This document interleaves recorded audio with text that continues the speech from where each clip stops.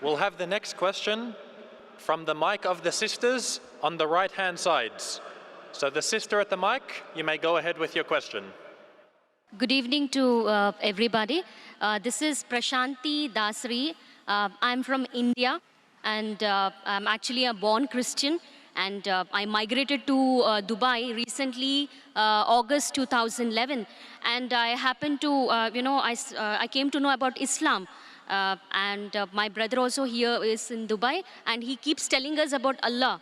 I'm really convinced, and with all the whatever knowledge that he shared with me, I'm totally convinced and that Islam is the straightforward religion. And Allah is Alpha, He's Omega, He's the beginning and He's last. We cannot see sun more than 10 minutes. So how can we see a creator? So I'm totally convinced, but there are some questions, that we have doubts, because since I'm a born Christian, I have 4 questions, total 4 questions to Brother Zakir Naik. The first question is, brother, I've been listening to your videos, in YouTube, that you were talking about the Holy Spirit, and you specifically mentioned that Holy Spirit exists.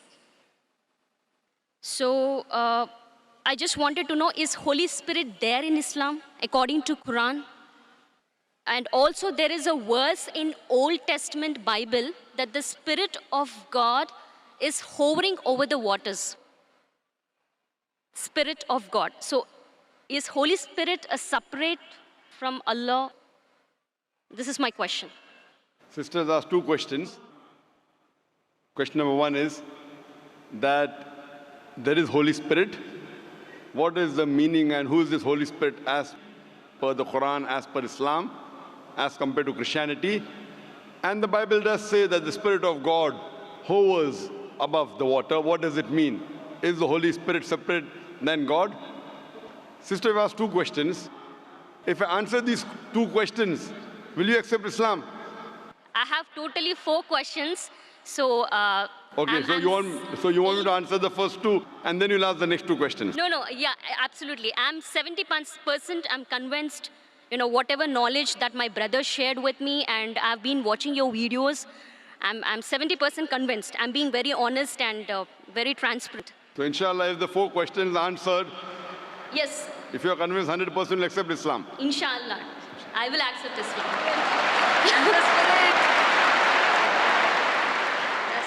The sister asked 2 questions, and after she'll ask the other 2 questions. That the Bible does mention about Holy Spirit. What is the reference of Holy Spirit in the Quran?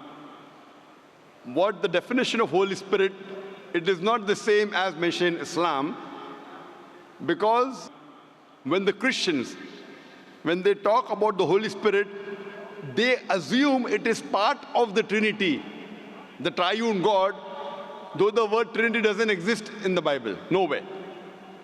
The Father, the Son, and the Holy Spirit.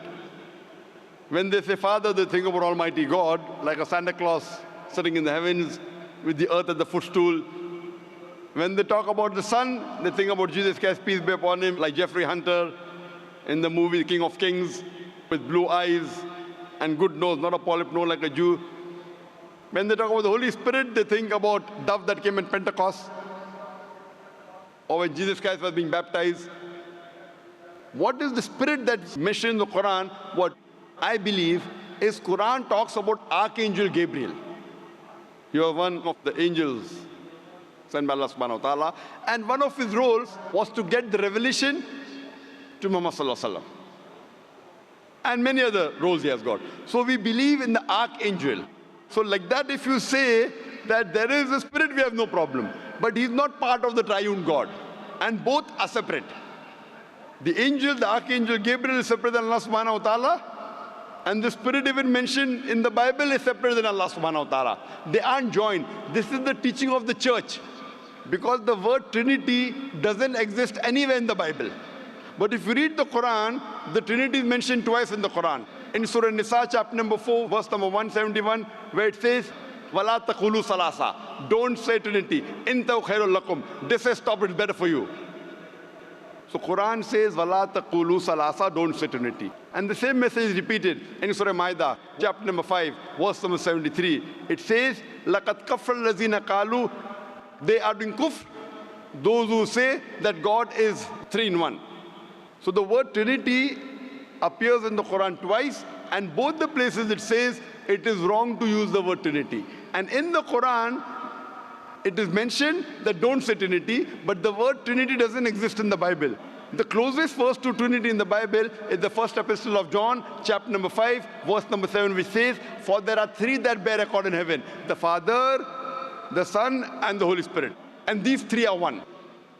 So this verse, if you read the Revised Standard Version of the Bible, revised by Thayru scholars of the highest eminence, Christian scholars, they say that this verse of first epistle of John, chapter number 5, verse number 7, is an interpolation, is a fabrication, is a concoction, and they've thrown this verse out of the Bible.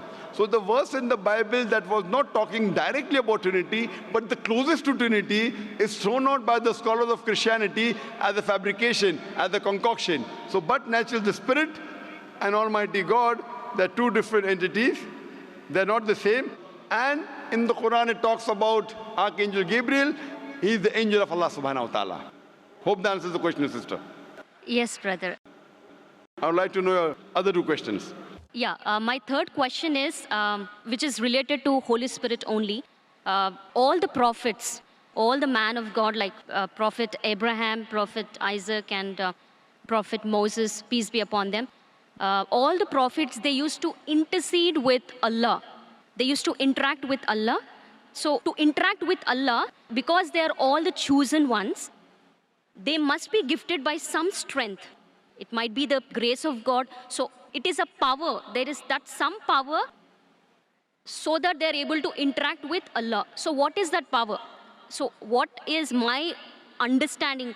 I mean, what was my understanding all these days was, with the help of Holy Spirit, all the prophets were interceding with Allah. Is that true? Sister asked the question that the messengers of Allah subhanahu wa ta'ala intercede with Almighty God. Then she said interaction with Almighty God. Sister, the English word intercede and interaction are two different things. So is your question intercede or interaction? Intercedes. Intercede means that someone intercedes on somebody else's behalf. Someone intercedes on somebody else's behalf. Now this you have to realize that when you speak to Allah subhanahu wa ta'ala, Allah subhanahu wa ta'ala does not need anyone to intercede. The Quran says in Surah Ghafir, chapter number 40, verse number 60, "You ask me and I will answer your prayer." Allah subhanahu wa ta'ala does not require anyone to intercede with him. Why? And people give the example that, when you go in a court of law, when you're presenting your case to the judge, you hire lawyers. So like that, the messengers of God are our lawyers.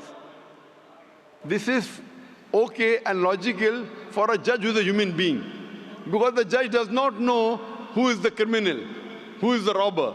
So the lawyer helps the judge to understand who is the criminal, who is the robber, who is not. But Allah subhanahu wa ta'ala has ilm ghaib. He does not require anyone to prove to him who is good, who is bad. So it is wrong to say intercede. Yes, someone can pray. A messenger can pray for other human beings. And Allah says in the Quran that Allah subhanahu wa ta'ala does not require any intercession except who He wills on the day of judgment. So on the day of judgment, Allah says He will give permission to certain people to intercede. And there are hadith saying that this special favor will be given to Prophet Muhammad, peace be upon him. So what we know from the history of all the other scriptures, as well as the Quran, as well as the hadith, that the messengers of God, they interacted with Allah subhanahu wa ta'ala. They prayed for others. But if we use the Prophet to intercede, that means if I pray that if I go through this Prophet, following the commandments of Prophet is good. But if I pray to somebody else besides Allah subhanahu wa ta'ala, that's what many of the human beings do. They pray to human beings saying they are closer to Almighty God. So if we pray through Him, God will accept our prayer faster and better. This is wrong. We have to pray to Allah subhanahu wa ta'ala directly. These prophets of God, they are messengers. Yes, they have special powers. They have special powers. They can speak to Allah subhanahu wa ta'ala. And Allah subhanahu wa ta'ala chooses certain men amongst men, chooses certain men to communicate His message to the other human beings. These chosen people of Almighty God, we call as prophets or we call as messengers of God. So Allah subhanahu wa ta'ala selects certain human beings in the world to communicate His message to the other human beings. These are called as messengers of God. So there is communication between the messenger and Allah subhanahu wa ta'ala. But that does not mean that human beings can use these messengers to intercede. That if they pray to these messengers, Almighty God will listen to us. This is the teaching of the church. That you believe in Jesus Christ, peace be upon Him, and all your sins will be forgiven. This concept doesn't exist in Islam and doesn't exist even in true Christianity. It is the teaching of the church, sister. Hope that answers the question. Yeah, my final question is, in New Testament, in one book of Acts, Paul mentioned about tongues. What do you say about tongues in New Testament? According to Islam, is that it's totally eliminated, it's not there, or the gift of tongues existed at that time? Sister asked the question that Paul said about tongues. If you give me the reference, I'll be in a better position. There are many things mentioned in the Bible about tongues. There are many verses in the Quran which speaks about tongue. If you give me the reference what you're talking about, I'll be in a better position to reply to you. But generally, there are many statements in the Bible talking about tongues. And also says, if you read the Gospel of Mark, it says that anyone who is a believer, he will be able to understand foreign tongues and speak foreign tongues. That means if you are a believer in God, then you can understand foreign languages and you can speak foreign languages. So that's what I did when I had a debate with Dr. William Campbell. I gave him a 100-rupee note. And the Indian 100-rupee note, as you may be aware, since we have got 22 official languages, I read in English 100 rupees, Hindi says 100 rupiah. I asked him to read the other 20 languages, if he's a believer, and he could not. There are many references in the Quran talking about tongues. If you read the Quran says in Surah Rum, chapter number 30, verse number 22, that Allah subhanahu wa ta'ala has created the human beings in different colors and tongues so that you should recognize each other, so that the men of understanding will understand. Furthermore, the Quran says that on the day of judgment, your tongues, your organs, your hands, they will be witness for you. What you did right, what you did wrong. There are various hadith of the Prophet talking about the tongue. So there are many references in the Quran talking about the tongue. There are many references in the Bible that talk about tongue and how to test a believer. Hope that answers the question, sister. Thank you. And my final question. Okay, I have a Muslim friend and he suggested me to read Bible Old Testament. Okay, he specifically mentioned to go through the Old Testament in Bible, and then he said read Quran. But as you mentioned specifically, that Quran is the final revelation given by Allah. So as a Muslim, what do you suggest me? Because my friend, being a Muslim, he said, follow Bible, Old Testament, and then read Quran. So, sister asked the question, one of her friends told her that first read the Old Testament, then read the Quran. Sister, it's not the must.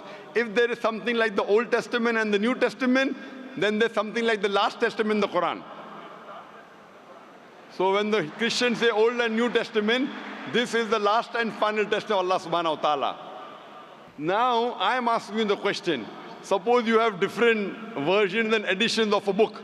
For example, you have gone to a medical college. After a medical college, Professor Keith Moore wrote some books. And his book had first edition, second edition, third edition. So would you read the first edition or the latest edition? Of course. I'll go for the latest. Latest, correct. Yes. If you really love the first edition, you know, I'm a fan of the first edition, then I said, no problem, read the first edition, then read the last edition. So if you're so much hooked on to the Old Testament, and you know your Old Testament is close to your heart, then the Quran says in Surah Imran chapter 3 verse 64, Ta'alaw ila kalimatin sawaim baina bainakum. Come to common terms as been assigned you. Then I would say that if you're so much hooked on to the Old Testament, no problem, read the Old Testament, then read the Quran, at least agree what is common. And when we read the Old Testament, New Testament and the Quran, we come to know that the thing that is common in these scriptures is that there's one God and He deserves to be worshipped. He has got no image. He is not begotten. It further says that Jesus Christ, peace be upon him, is not God. And both the scriptures say that the last and final messenger is Prophet Muhammad, peace be upon him. So sister, now are you prepared to accept Islam? Of course, yes.